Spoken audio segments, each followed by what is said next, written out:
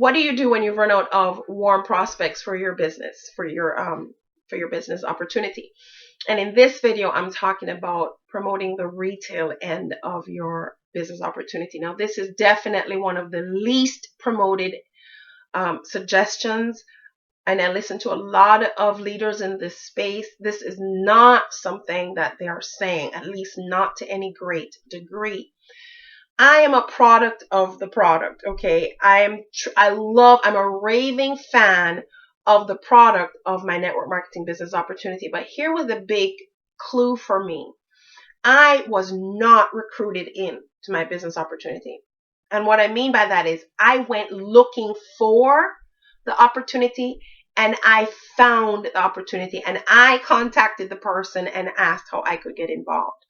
That's how I ended up in my network marketing opportunity. I know that doesn't happen all the time or for a lot of people, but that's how I ended up in there.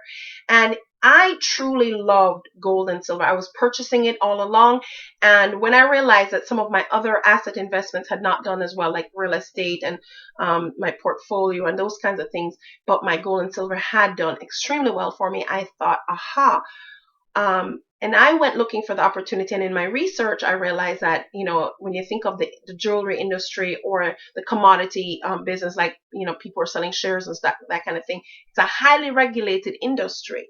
So to get in meant being part of the old boys network, having a lot of permits and licenses and monies down for bonds and all kinds of incredible things. So that was not a door that was open for me. And I was grateful to find that there was a network marketing business opportunity that I could participate in. So I went looking for it.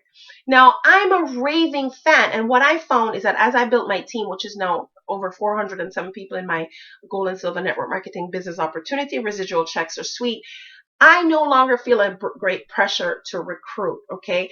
And what I found is that as I looked through the team and looked who was staying in there, who was quitting, who was not doing anything, there was an interesting thing that I realized from that data.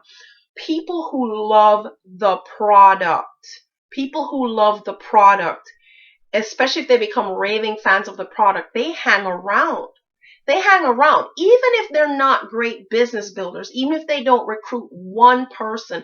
If they love the product and they know that by being a part of the business opportunity, they're getting the best deal on that item, they hang around. And you're not getting a better deal on gold and silver than you are being in our business opportunity. So trying to buy it retail, it does not make sense. If you love this product and you're buying it to the extent that our people are buying it, you want to be in a Costco, Sam's Club, BJ's Club type environment, which is what we provide. So I have found that instead of trying to find business builders, I have been trying to look for raving fans of this product. And here's a phenomenon that really came out of it.